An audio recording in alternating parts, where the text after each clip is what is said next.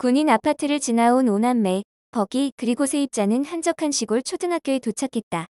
그들은 미라가 이곳에 머물렀다는 소문을 들었고 그곳에서 미라의 흔적을 찾을 수 있을 것이라는 희망에 가슴이 설레었다. 초등학교는 군인 아파트를 가까이에 있었으며 현대적인 시설과 더불어 오래된 창고와 숙직실이 섞여 있는 곳이었다. 면소재지 소규모 학교이지만 학생들이 하교 후에 철저한 건물 관리가 이루어지고 있었고 새로 발령받은 숙직 기사님이 시간에 맞춰 순찰을 돌며 학교를 감시하고 있었다. 그는 매우 책임감이 강한 사람으로 자칫하면 그들의 계획이 들킬 위험이 있었다. 초등학교에 도착한 세입자와 고양이들은 시설이 깔끔하게 유지되고 있음을 알 수 있었다.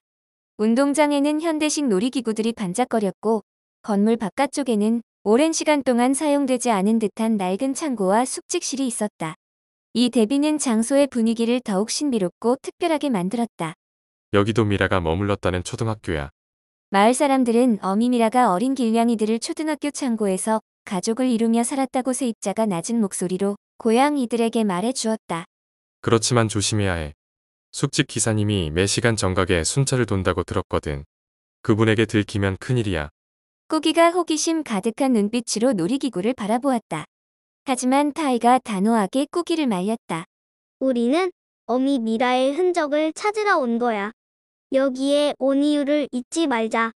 고양이 오남매와 세입자는 창고로 다가갔다. 그곳은 밖에서 보기에 낡고 어둡게 보였지만 내부는 다르게 느껴졌다. 고양이들은 조심스럽게 창고 안으로 들어갔다. 창고 안은 먼지와 오래된 물건들로 가득 차 있었지만 여전히 어딘가에 생명력이 남아있는 듯했다.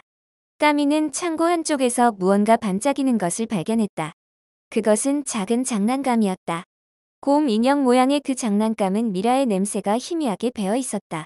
어린 길냥이들과 함께 놀았던 장난감일 것이라 생각했다. 이거야. 까미는 흥분된 목소리로 말했다. 이건 미라가 가지고 놀았던 장난감이 분명해. 버기가 다가가 냄새를 맡더니 고개를 끄덕이며 말했다. 맞아. 미라가 한때 이곳에 살았던 흔적이야. 그때 창고 구석에서 낡은 담요와 몇 가지 오래된 고양이 사료 봉지가 발견되었다. 그것은 분명 미라와 그녀의 동료 길고양이들이 한동안 이곳에서 지냈음을 보여주는 증거였다. 고양이들은 점점 더 미라가 이곳에 있었다는 확신을 가지게 되었다. 하지만 그 순간 창밖에서 발소리가 들려왔다. 세입자는 깜짝 놀라 손짓으로 고양이들을 재빨리 창고 구석으로 숨기며 속삭였다. 숙직 기사님이 순찰을 돌고 있어. 조용히 하고 기다리자.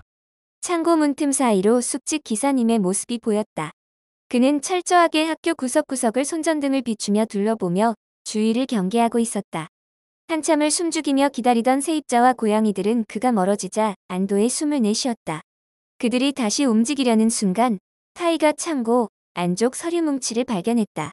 서류를 열어보니 그 안에서도 오래된 사진 한 장과 쪽지가 들어있었다. 사진 속에는 어미 미라와 다른 길고양이들이 함께 찍혀 있었고 그 아래에는 작은 글씨로 이렇게 적혀 있었다. 이곳에서는 우리들이 학생들에게 전염병을 옮긴다고 생각하고 우리를 쫓아내려고 하고 있어. 우리는 더 안전한 곳으로 떠난다. 이곳을 떠나 새로운 보금자리를 찾아갈 것이다. 잣나무 숲으로. 이 쪽지는 분명 미라가 가장 최근 이사를 가기 전 남긴 것이었다. 그들은 미라가 이곳에서 살았던 흔적을 확인했을 뿐만 아니라 다음 목적지가 어디인지 명확하게 알려주고 있었다. 타이가 쪽지를 보고 단호하게 말했다. 이제 확실해. 미라는 잣나무 숲으로 이사를 갔어. 우리가 그곳으로 가야 해. 보리는 동생들을 다독이며 말했다. 우리가 찾던 단서를 찾았어. 이제 우리는 계속해서 미라를 찾아갈 수 있어. 세입자는 고양이들을 바라보며 미소를 지었다. 너희들이 잘 해냈어. 이제 잣나무 숲으로 향하자. 그들은 미라의 흔적을 따라 다음 목적지인 잣나무 숲으로 향할 준비를 마쳤다. 폐가와 초등학교, 군인 아파트에서 얻은 특별한 단서는 그들의 여정을 새로운 국면으로 이끌었다. 어미 미라는 가는 곳마다 오남매와 버기를 위해 흔적을 남겼고 잣나무 숲이라는 방향을 분명하게 암시하고 있었다. 고양이 가족과 세입자는 다시 한번 마음을 다잡고 미라를 찾아가는 여정에 대한 결의를 다졌다. 이제껏 모험을 해오면서 몸과 마음도 지쳐 약간의 휴식이 필요했다. 세입자가 준비해온 음식과 우유를 먹으면서 잣나무 숲으로 가는 여정을 안내했다. 오남매와 버기는 이제껏 서로 도우면서 온갖 어려움을 이겨낸 자신들을 칭찬과 위로를 하면서 앞으로 여정에 대한 기대와 각오를 다졌다. 야, 누가 이거 잣나무 숲으로 가는 길은 냇가를 통과해야 야, 꾸기는 했다. 거기서 뭐해? 냇가의 물살은 꾸기. 워낙 세고 물이 깊은 위험한 장소였다. 사람들에게 위험한 장소이다 보니 큰 안내판에 다음과 같이 쓰여 있었다. 이곳에서는 절대로 물놀이나 수영을 금지합니다.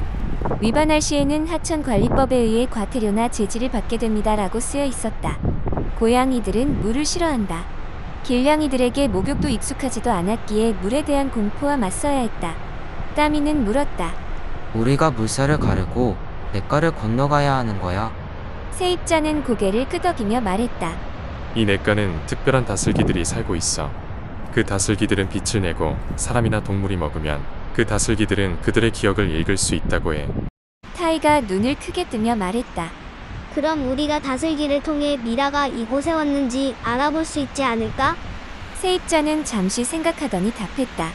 가능할지도 몰라. 하지만 문제는 이 냇가를 통과하는 것이 아주 험난하다는 거야. 바닥도 미끄럽고 물살도 세고 빛을 내는 다슬기를 찾는 일도 쉽지 않을 거야.